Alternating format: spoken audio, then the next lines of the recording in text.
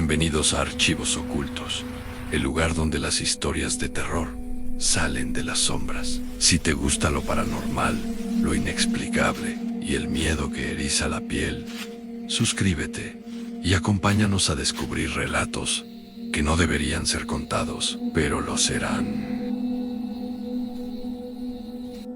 La lancha se deslizaba lentamente por las aguas turbias del río Ucayali.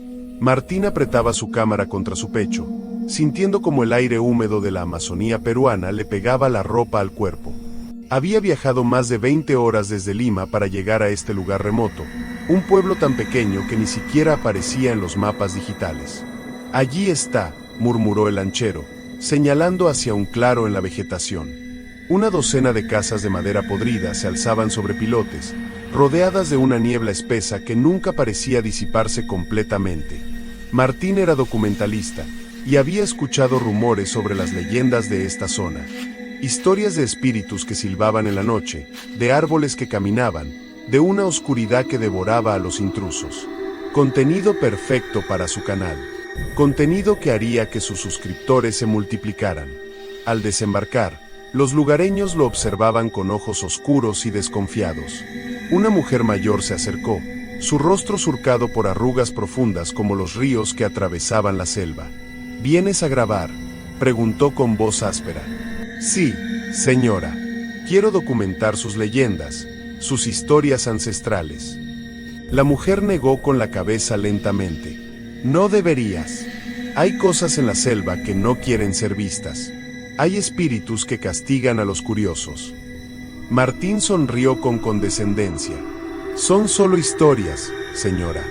Folclore fascinante, pero... El Tunchi no es folclore, interrumpió un hombre joven que se había acercado. Es real. Yo soy Dante, puedo ser tu guía, pero solo hasta donde la luz del día alcance. Cuando cae la noche, nadie se adentra en la selva. Nadie que quiera regresar. Martín asintió, emocionado. Esto era exactamente lo que necesitaba. Lugareños que creyeran genuinamente en sus propias leyendas. La autenticidad era oro en YouTube. Esa tarde, mientras preparaba su equipo en una pequeña cabaña que le habían asignado, escuchó el primer silbido. Era distante, melancólico, como si alguien tocara una flauta en las profundidades de la jungla. Los sonidos de la selva, los monos, los pájaros, los insectos, se detuvieron abruptamente. Un silencio absoluto. Martín sintió un escalofrío recorrer su espalda. Salió de la cabaña y vio que todos los aldeanos habían entrado a sus casas. Las puertas estaban cerradas. Ni una sola luz brillaba en las ventanas. El silbido sonó nuevamente, esta vez más cerca. Y Martín, con su cámara en mano, cometió el error que cambiaría su vida para siempre. Caminó hacia el sonido. La selva de noche era un mundo completamente diferente. La luz de su linterna apenas penetraba la espesura vegetal, creando sombras danzantes que parecían cobrar vida propia. Martín grababa todo, susurrando comentarios para su audiencia. Son las 9:47 de la noche. Acabo de escuchar lo que los locales llaman el silbido del Tunchi. Voy a investigar de dónde proviene. Probablemente sea alguna ave nocturna o... El silbido volvió a sonar. Esta vez estaba a su derecha. Giró bruscamente, iluminando con su linterna, pero solo había árboles y enredaderas. Su corazón comenzó a latir más rápido. Está bien, esto es un poco inquietante, admitió ante la cámara, intentando mantener la compostura. Caminó durante 15 minutos más, siguiendo el sonido que parecía jugar con él, alejándose y acercándose sin patrón alguno. Fue entonces cuando se dio cuenta de algo terrible. No sabía cómo regresar. Se había adentrado demasiado. Los árboles se veían todos iguales. La luz del pueblo había desaparecido completamente detrás de la muralla verde. «Mierda», susurró. Está bien, no hay problema. Dante me dijo que... Un crujido. Cercano. Demasiado cercano. Martín giró su linterna hacia el origen del sonido y su sangre se congeló. Entre dos árboles gigantescos, había una figura. Alta, delgada, imposiblemente delgada.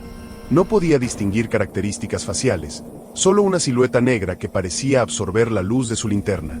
La figura no se movía. Simplemente estaba allí, observándolo. El silbido estalló nuevamente, pero esta vez provenía directamente de esa figura.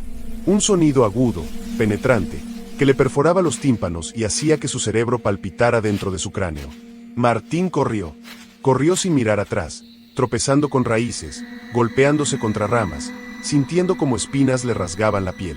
Su cámara colgaba de su cuello, rebotando violentamente contra su pecho. La linterna iluminaba frenéticamente el terreno irregular mientras huía de algo que no podía comprender. El silbido lo perseguía, siempre a la misma distancia, nunca más cerca, nunca más lejos, como si estuviera jugando con él. Después de lo que pareció una eternidad, vio luces. El pueblo emergió del límite de la selva y cayó de rodillas en el claro, respirando desesperadamente, cubierto de barro y sangre. Dante salió corriendo de una cabaña. ¡Idiota! Te dije que no entraras de noche. Había algo allí, jadeó Martín. Una figura, el silbido. Dante lo ayudó a levantarse, su rostro pálido bajo la luz de las lámparas de queroseno.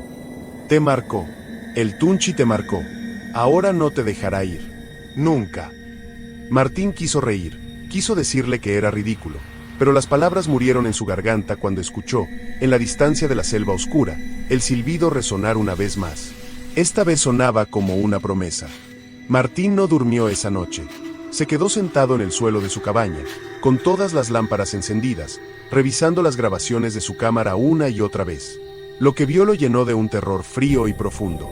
En el video, cuando había iluminado aquella figura entre los árboles, la cámara había capturado algo que sus ojos no habían visto en ese momento de pánico.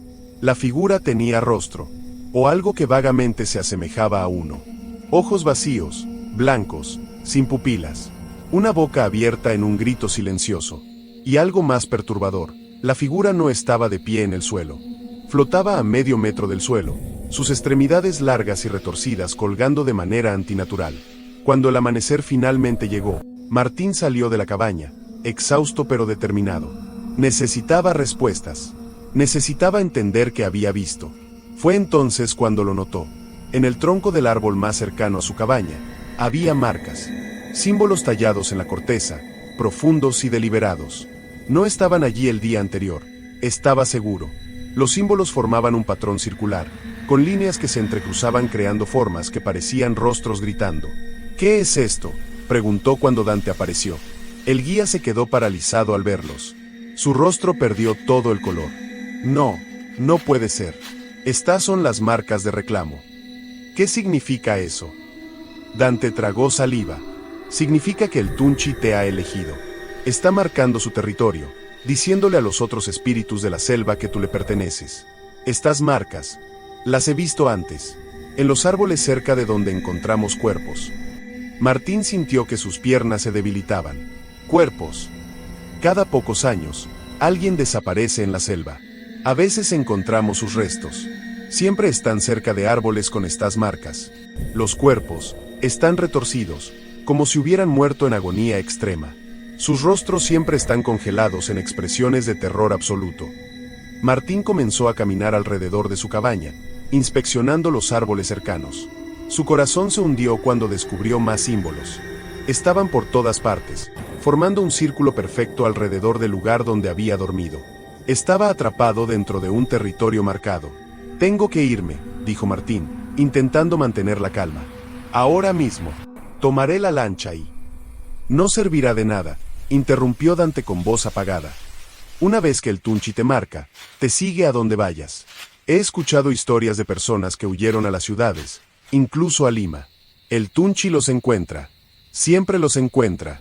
Porque ya no estás en nuestro mundo completamente. Una parte de ti ahora le pertenece a la selva. Martín negó con la cabeza violentamente. No, eso es imposible. Son solo supersticiones. Hay que haber una explicación lógica. Un silbido cortó el aire de la mañana. Ambos hombres se quedaron inmóviles. El sonido no venía de la selva distante. Venía de arriba. Lentamente, aterradoramente, levantaron la vista hacia el dosel de árboles. Entre las hojas, apenas visible en la luz moteada del amanecer, había una figura oscura acuclillada en una rama, observándolos, silbando. Y esta vez, Martín pudo ver claramente que lo que estaba allí arriba no era humano. Nunca lo había sido. Dante prácticamente arrastró a Martín a través del pueblo hasta una cabaña en el extremo opuesto, la más cercana a la selva. La estructura era diferente a las demás. Estaba decorada con cráneos de animales, plumas y hierbas secas colgaban de cada viga. Mamá Yara es nuestra chamana, explicó Dante mientras golpeaba la puerta.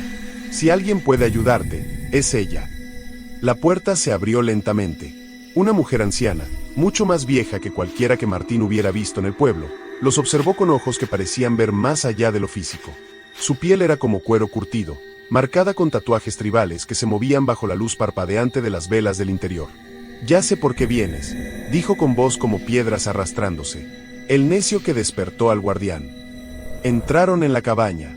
El interior estaba lleno de humo de hierbas aromáticas que hacían que los ojos de Martín lloraran. En el centro había un pequeño fuego, y alrededor de él, un círculo de sal y polvo rojo. «Siéntate», ordenó mamá Yara, señalando el círculo. Martín obedeció, su escepticismo completamente erosionado por el terror de las últimas horas. La chamana comenzó a caminar alrededor de él, murmurando en un idioma que no reconocía, arrojando hierbas al fuego que creaban llamas de colores imposibles. «El Tunchi no es un espíritu cualquiera», comenzó a explicar. «Es un guardián ancestral. Protege los lugares sagrados de la selva de aquellos que vienen con intenciones impuras. Tú llegaste aquí buscando fama, buscando convertir nuestras leyendas en entretenimiento». La selva lo sintió. Él lo sintió. «No quería faltar el respeto», dijo Martín, su voz quebrándose. «Solo quería documentar».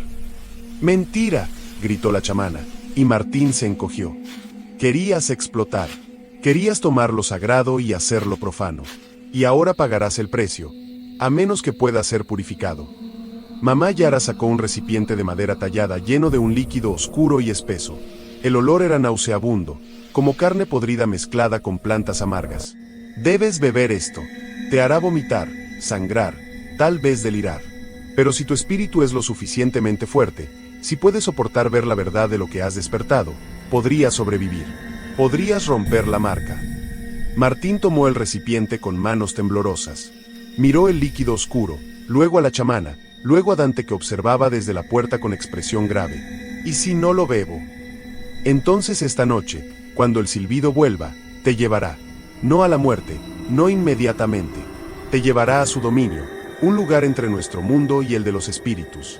Allí te mantendrá, alimentándose de tu miedo, de tu cordura, por años, décadas, hasta que no quede nada de lo que una vez fuiste. Y luego, solo entonces, te dejará morir». Martín cerró los ojos y bebió. El líquido quemaba como ácido bajando por su garganta. Inmediatamente sintió que su estómago se retorcía. El mundo comenzó a girar. Los colores se intensificaron hasta hacerse insoportables. Cayó de lado, convulsionando. Y entonces comenzaron las visiones. Vio la selva como realmente era, no solo plantas y animales, sino capas y capas de presencias, de entidades antiguas que existían en dimensiones superpuestas a la realidad física. Vio el Tunchi en su forma verdadera, una amalgama de todas las almas que la selva había reclamado a lo largo de milenios, un espíritu de ira y protección tan antiguo como los primeros árboles. Vio lo que le haría si fallaba.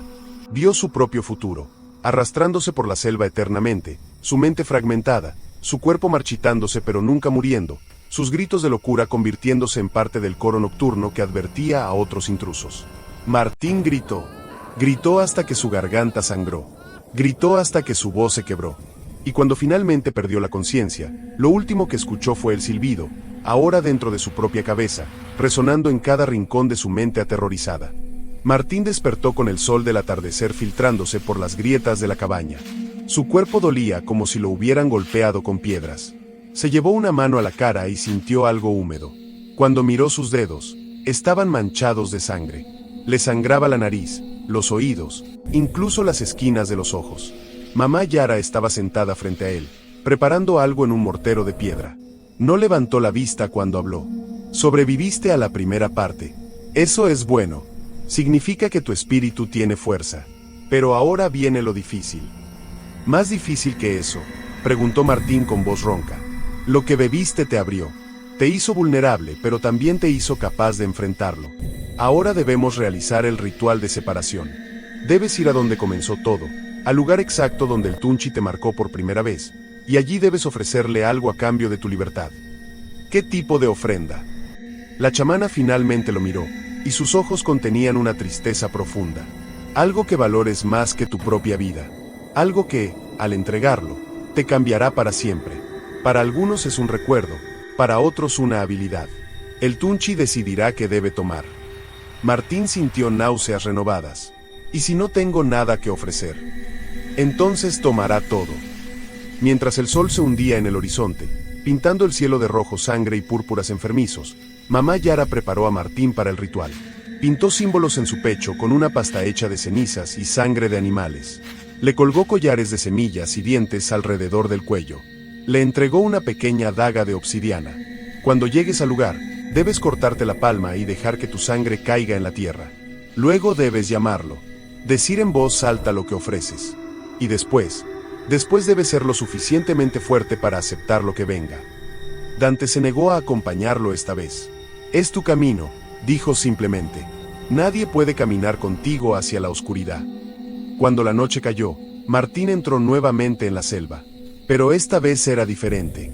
A través de los efectos persistentes del brebaje de la chamana, podía ver cosas que antes eran invisibles. Luces tenues flotando entre los árboles como luciérnagas fantasmales. Sombras que se movían con inteligencia y propósito. La selva estaba viva de maneras que su mente racional nunca había imaginado. Encontró el lugar.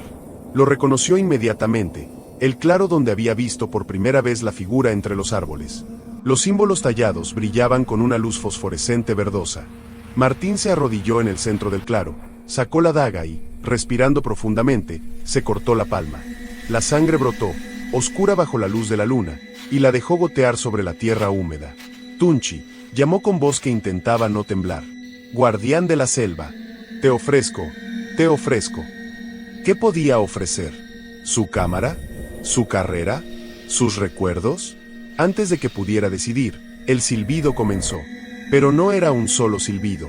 Eran cientos, miles, viniendo de todas direcciones, creando una cacofonía que hacía vibrar sus huesos. La figura apareció. Esta vez no entre los árboles, sino emergiendo directamente del suelo, como si la tierra misma la pariera. Era más grande de lo que recordaba, más terrible. Sus extremidades se doblaban en ángulos imposibles. Su rostro era una máscara de horror ancestral. Y entonces habló, no con palabras, sino directamente en la mente de Martín. Tu curiosidad, tu ambición, tu necesidad de exponer lo oculto. Eso es lo que tomaré. Martín sintió algo rasgándose dentro de su mente, como si dedos invisibles arrancaran partes de su ser. Gritó de agonía mientras el Tunchi extraía algo esencial de su alma. Sus recuerdos de por qué había venido aquí comenzaron a desdibujarse. Su pasión por documentar, por explorar, por descubrir, se evaporaba como agua bajo el sol. Cuando terminó, Martín estaba vacío de maneras que no podía explicar. El Tunchi se desvaneció de vuelta en la tierra, y el silbido se detuvo abruptamente. Estaba libre, pero a un costo terrible. Regresó al pueblo tambaleándose. Mamá Yara lo esperaba en su cabaña. Ya veo, dijo ella, estudiando su rostro. Te quitó tu fuego interior. Ahora eres como un hombre que camina, pero que nunca llegará a ningún destino. Estás vivo, pero una parte crucial de lo que te hacía tú se ha ido. Martina sintió lentamente. Se sentía hueco, como un instrumento sin cuerdas. Debes irte mañana al amanecer, continuó la chamana. Y nunca, nunca regreses a esta selva. El trato está hecho, pero si vuelves, no habrá segunda oportunidad. Esa noche, Martín durmió profundamente por primera vez desde su llegada. No soñó, no sintió nada. Y cuando despertó al amanecer, tomó sus cosas, dejó su cámara, ya no le interesaba, y subió a la lancha que lo llevaría de regreso a la civilización. Mientras el pequeño pueblo desaparecía en la distancia, escuchó una última vez el silbido, pero esta vez no era amenazante. Era casi satisfecho. La selva había cobrado su precio, y Martín viviría el resto de sus días sabiendo que había algo peor que la muerte, convertirse en una versión vacía de uno mismo, despojado de todo lo que lo hacía humano. La lancha desapareció río abajo, pero si uno escucha con atención en las noches sin luna, todavía puede oír el silbido del Tunchi, protegiendo eternamente los secretos oscuros de la selva peruana, esperando al próximo intruso que se atreva a desafiar su dominio. Y nadie, absolutamente nadie, sale sin pagar el precio.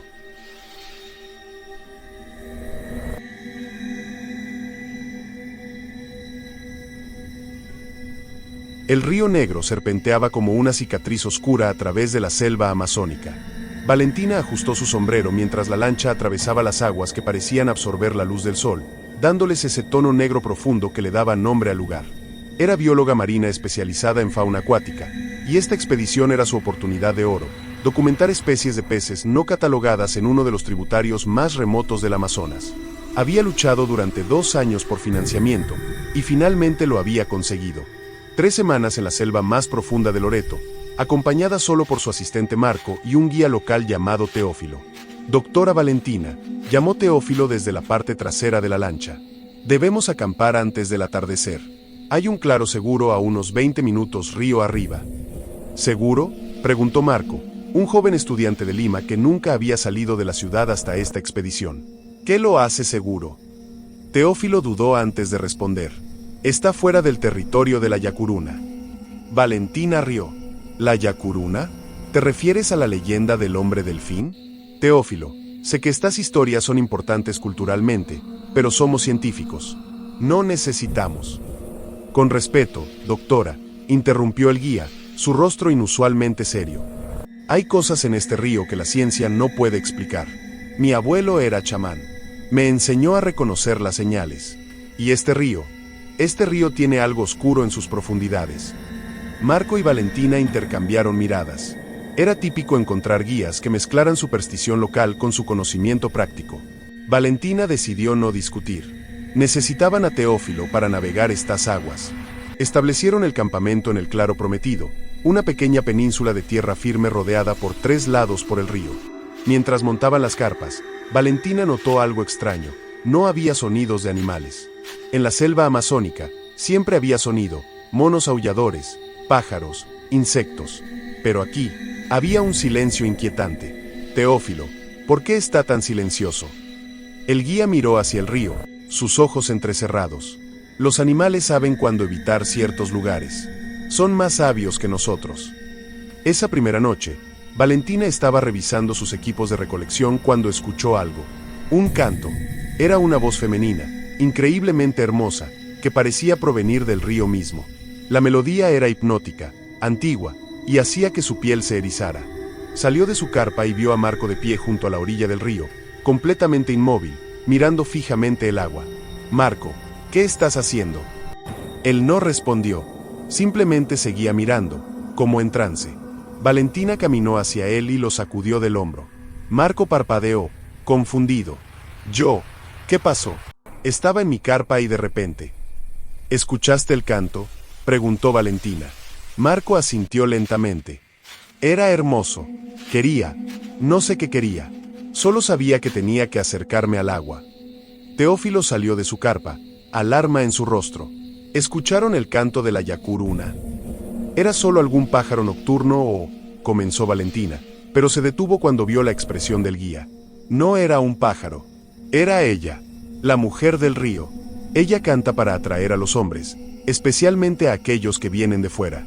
Los atrae al agua y luego, nadie los vuelve a ver. O si los ves, ya no son los mismos. Sus almas pertenecen al río. Valentina quiso descartar esto como folclore, pero había algo en el canto que había escuchado, algo que no encajaba con ninguna explicación natural. Y la forma en que Marco había estado en trance. Nadie se acerca al río de noche, declaró Teófilo firmemente. Y amarramos nuestros tobillos a las estacas de las carpas. Si ella canta de nuevo, no podrán levantarse, incluso si sus mentes dejan de ser suyas. Marco, todavía pálido, asintió inmediatamente. Valentina, más escéptica pero sin querer arriesgar la seguridad del equipo, aceptó de mala gana. Mientras se preparaban para dormir, Valentina miró una última vez hacia el río Negro. El agua estaba perfectamente quieta, como un espejo oscuro que reflejaba las estrellas. Pero en las profundidades de ese reflejo, por un instante, le pareció ver algo. Un rostro, hermoso, femenino, sonriendo, parpadeó y desapareció. Solo era el río, el agua, la oscuridad. Pero esa noche, el canto regresó, más fuerte, más insistente, y Valentina, atada a la estaca de su carpa, sintió con horror como sus piernas intentaban moverse por voluntad propia, jalando contra las cuerdas, mientras cada célula de su cuerpo gritaba que necesitaba ir al agua. Necesitaba encontrar a la mujer que cantaba. Necesitaba hundirse en las profundidades del río Negro y no volver jamás. Valentina despertó con la luz del amanecer, empapada en sudor a pesar del aire fresco de la mañana.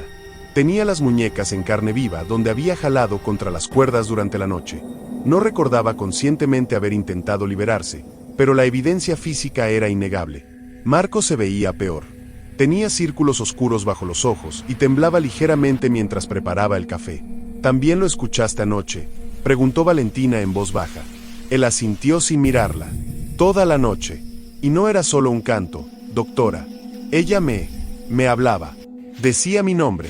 Me decía que el agua era cálida, que allí encontraría paz, que ella me mostraría maravillas que ningún científico había visto. Teófilo estaba guardando provisiones en su mochila con movimientos rápidos y eficientes. Debemos irnos. Ahora. ¿Qué? No, protestó Valentina. Acabamos de llegar.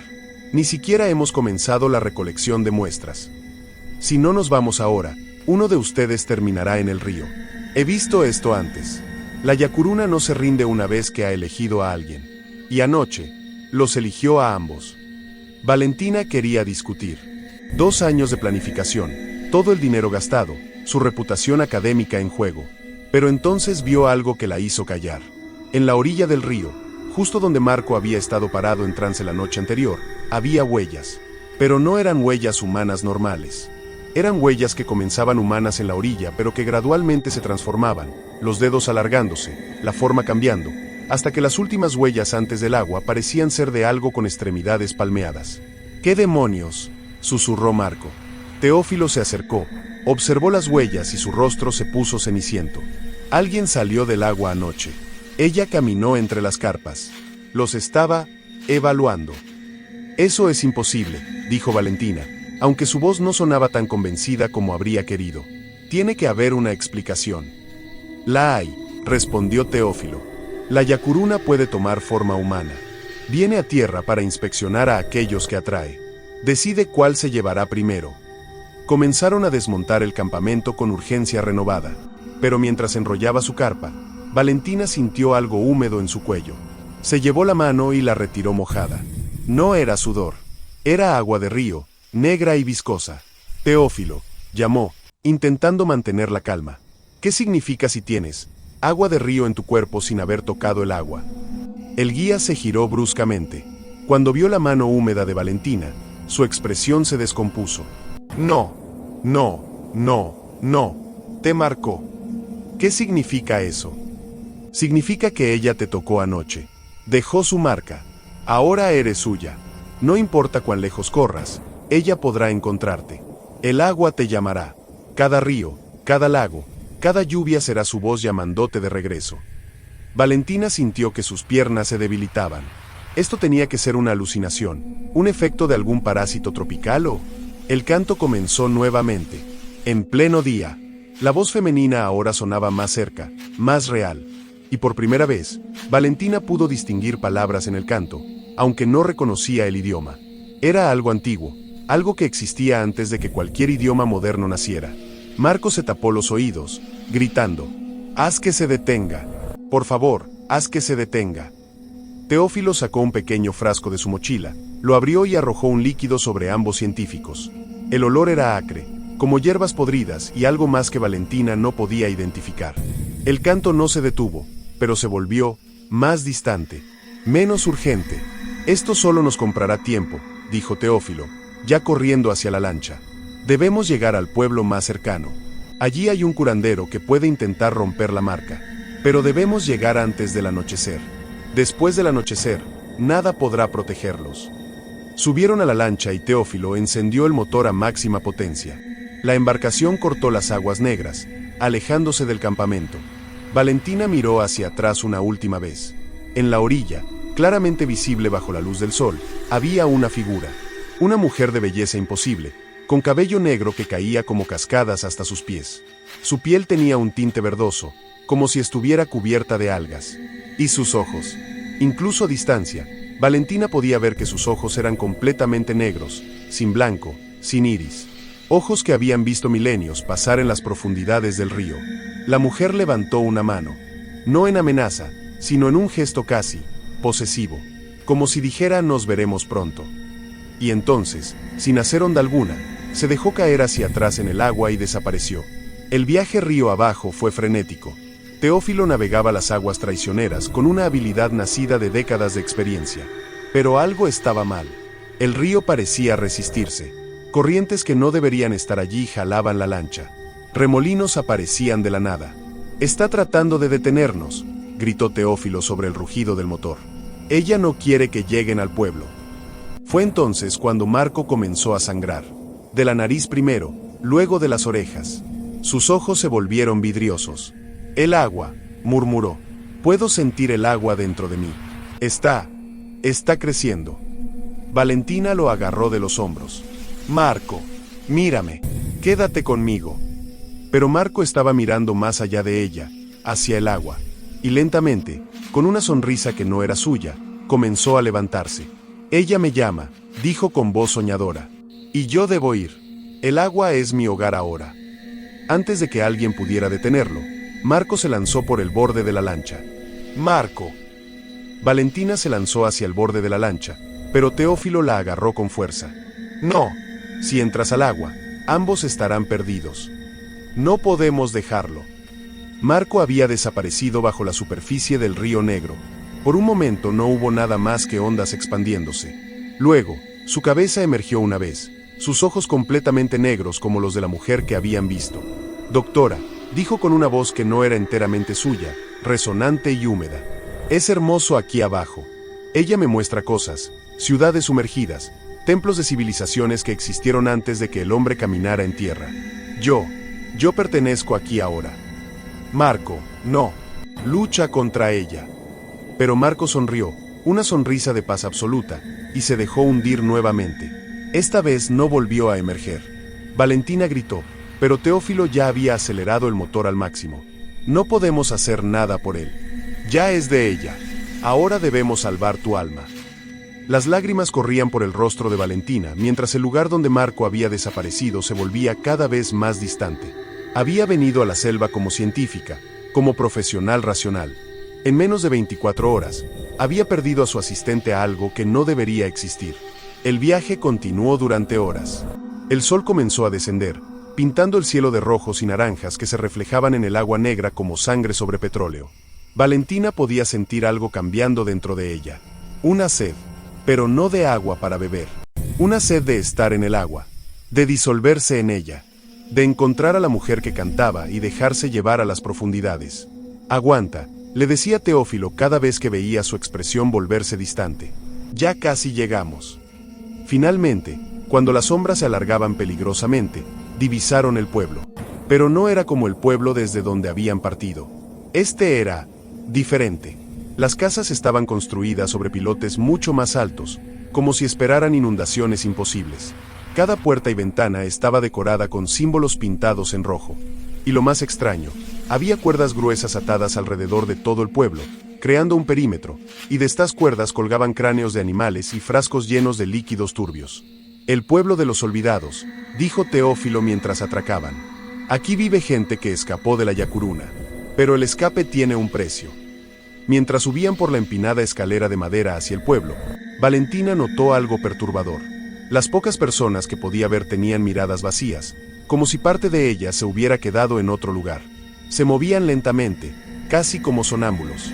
Teófilo los guió hacia la cabaña más grande, decorada con más símbolos que las demás.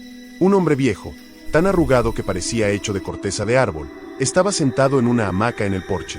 «Teófilo», dijo el viejo con voz de grava, «trajiste otra víctima de la mujer del río.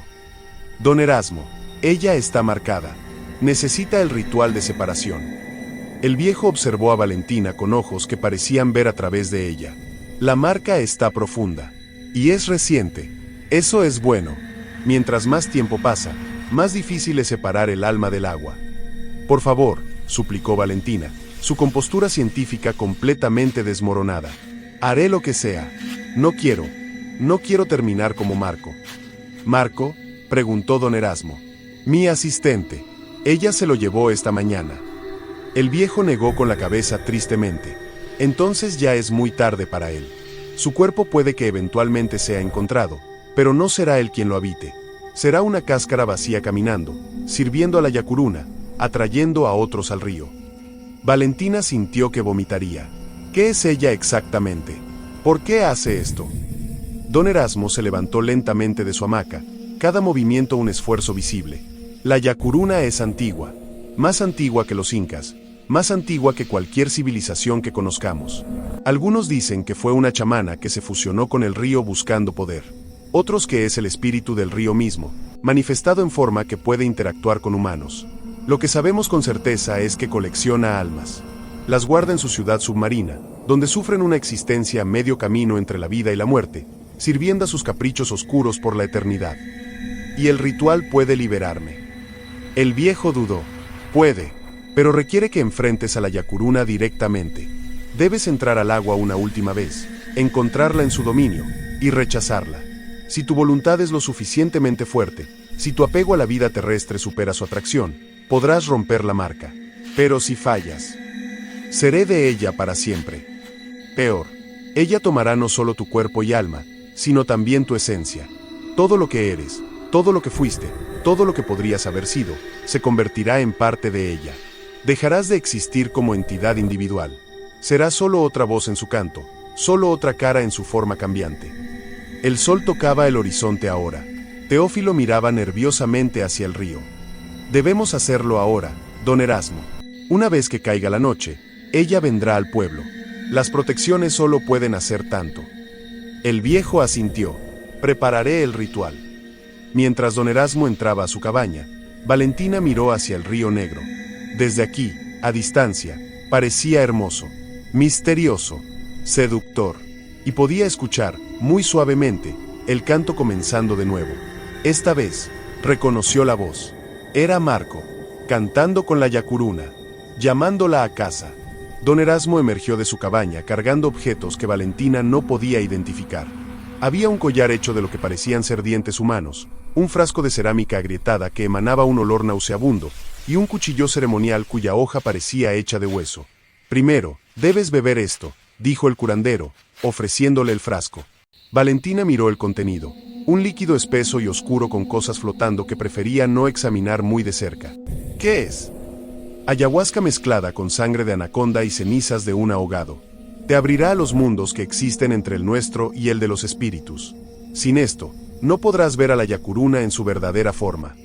Con manos temblorosas, Valentina bebió. El sabor era indescriptible, amargo, metálico, con un toque de dulzura corrupta que hacía que su estómago se retorciera. Inmediatamente sintió calor extendiéndose por su cuerpo, seguido de una sensación de disociación, como si estuviera viéndose a sí misma desde fuera. Ahora el collar, continuó don Erasmo, colocándolo alrededor de su cuello. Los dientes son de chamanes que enfrentaron a la Yacuruna y sobrevivieron. Su fuerza te protegerá, por un tiempo. La procesión bajó hacia el río. El sol se había puesto completamente ahora, y la oscuridad tropical caía rápidamente. Teófilo y otros aldeanos llevaban antorchas, creando un círculo de luz temblorosa en la orilla. El río estaba inquietantemente quieto. No había ondas, no había corriente visible. La superficie parecía sólida, como cristal negro pulido. Debes entrar al agua, instruyó don Erasmo. Camina hasta que el agua llegue a tu cuello. Entonces, cierra los ojos y llámala. Cuando sientas su presencia, ábrelos. Estarás en su mundo. Y luego debes rechazarla. No con violencia, sino con voluntad. Debes recordar quién eres, por qué perteneces a la tierra y no al agua. Debes hacer que ella vea que tu espíritu es demasiado fuerte para ser contenido en su colección. ¿Y si no puedo? Don Erasmo no respondió. No necesitaba hacerlo. La respuesta estaba en los ojos vacíos de los aldeanos que los rodeaban, en las historias susurradas de aquellos que nunca regresaron. Valentina dio un paso hacia el agua. Estaba sorprendentemente cálida, casi como sangre. Cada paso se sentía como si estuviera caminando hacia su propia tumba. El agua subió por sus pantorrillas, sus muslos, su cintura. Los efectos de la ayahuasca se intensificaron. El mundo comenzó a desdoblarse. Podía ver la orilla del río donde Teófilo y los demás la observaban, pero también podía ver otra orilla, una hecha de niebla y huesos, donde figuras espectrales la observaban con ojos hambrientos. El agua llegó a su cuello. Valentina cerró los ojos. Yacuruna, llamó, su voz temblando. Mujer del río Negro, vengo a enfrentarte, vengo a reclamar mi alma. Por un momento, no hubo nada más que el silencio y la sensación del agua rodeándola. Entonces, escuchó la voz, pero no venía del agua, venía de dentro de su propia cabeza. Valentina, has venido a mí voluntariamente esta vez. ¡Qué regalo tan delicioso! Abrió los ojos. Ya no estaba en el río que conocía. Estaba en un lugar imposible, bajo el agua, pero podía respirar. A su alrededor se extendía una ciudad sumergida de arquitectura alienígena. Torres retorcidas hechas de coral y hueso humano.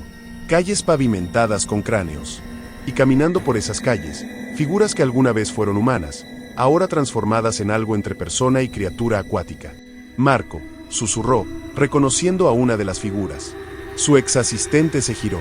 Sus ojos eran completamente negros, branquias se abrían y cerraban en su cuello, y sus dedos estaban unidos por membranas. Pero aún la reconoció. Doctora, dijo, su voz distorsionada por el agua. Es hermoso aquí, sin preocupaciones, sin dolor, solo existencia eterna sirviendo a la diosa del río. Únete a nosotros y sé libre.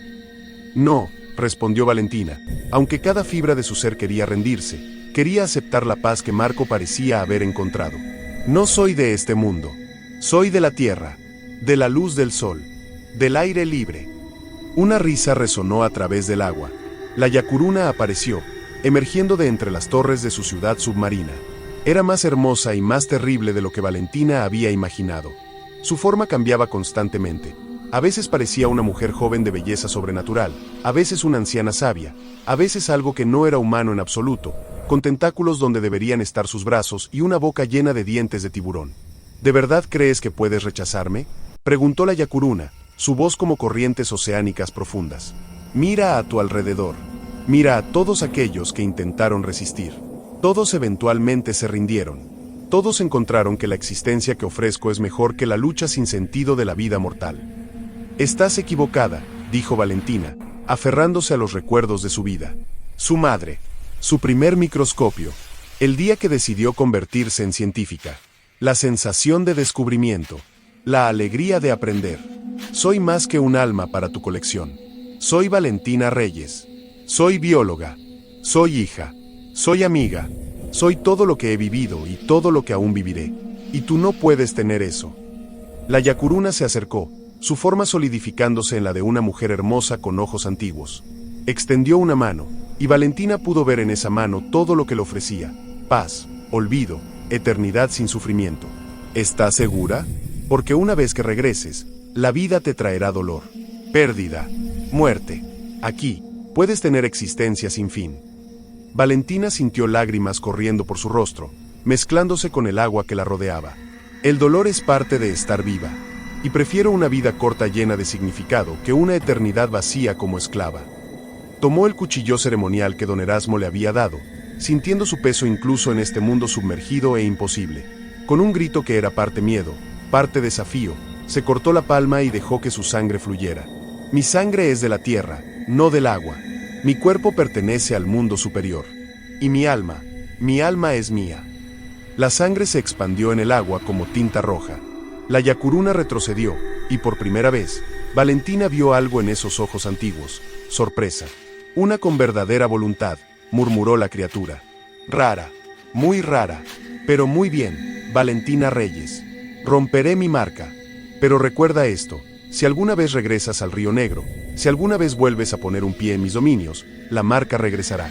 Y la segunda vez, no habrá ritual que te salve. El mundo submarino comenzó a disolverse. La ciudad, las figuras transformadas, la propia Yacuruna, todo se desvaneció como niebla bajo el sol. Lo último que vio fue a Marco, su rostro mostrando un destello de su personalidad anterior, una súplica silenciosa en sus ojos antes de que él también desapareciera. Valentina emergió del agua tosiendo y jadeando. Manos fuertes la agarraron, arrastrándola a tierra firme. Era Teófilo, con lágrimas corriendo por su rostro. Pensamos que te habíamos perdido. Estuviste bajo el agua durante 20 minutos. 20 minutos sin respirar. Don Erasmo se arrodilló junto a ella, examinando su cuello donde el collar había estado. Los dientes se habían convertido en polvo, cayendo como arena. Funcionó, dijo el viejo con voz llena de asombro. Rompiste la marca. En mis 40 años haciendo este ritual, solo he visto a 3 personas lograrlo. Valentina temblaba violentamente, envuelta en mantas que los aldeanos habían traído. Pero no era del frío. Era del horror de lo que había visto, de la pérdida de Marco, de la cercanía con que había estado de perder su propia humanidad. Marco, susurró. Él está perdido, dijo don Erasmo suavemente.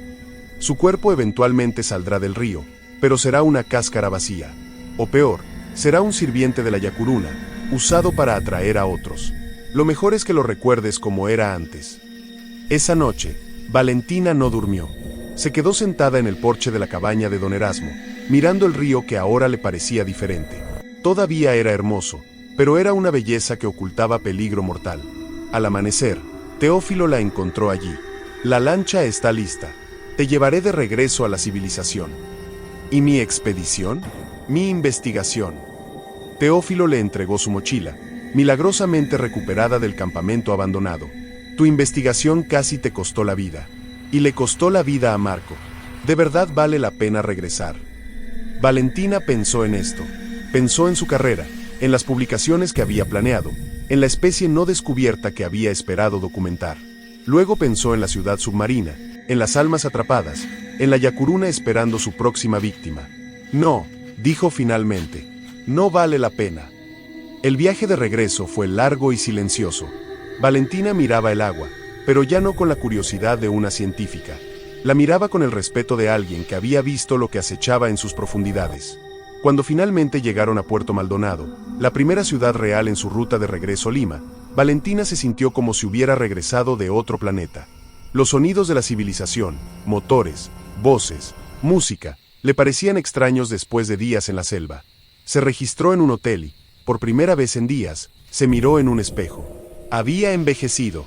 No físicamente, no de manera obvia, pero algo en sus ojos había cambiado. Había visto demasiado. Sabía demasiado. Esa noche, escribió su reporte. No el reporte científico que había planeado, sino un testimonio, detallando todo lo que había experimentado. Sabía que nadie lo creería, que la comunidad científica la tacharía de loca, pero necesitaba documentarlo, si no por ella, entonces por otros que pudieran aventurarse en esas mismas aguas. 3 meses después, de vuelta en Lima, Valentina había dejado su puesto en la universidad. Ya no podía enseñar con la misma pasión. Ya no podía mirar el mundo solo a través de lentes científicos. Había demasiado que la ciencia no podía explicar. Una tarde, mientras organizaba sus cosas, encontró su cámara de la expedición. Con manos temblorosas, recuperó las grabaciones. Había horas de video del viaje inicial, de las conversaciones con Teófilo, del campamento. Y había un video que no recordaba haber grabado. Lo reprodujo. Era del momento justo antes de que Marco saltara al agua. Pero la cámara no lo mostraba a él. Mostraba algo detrás de él.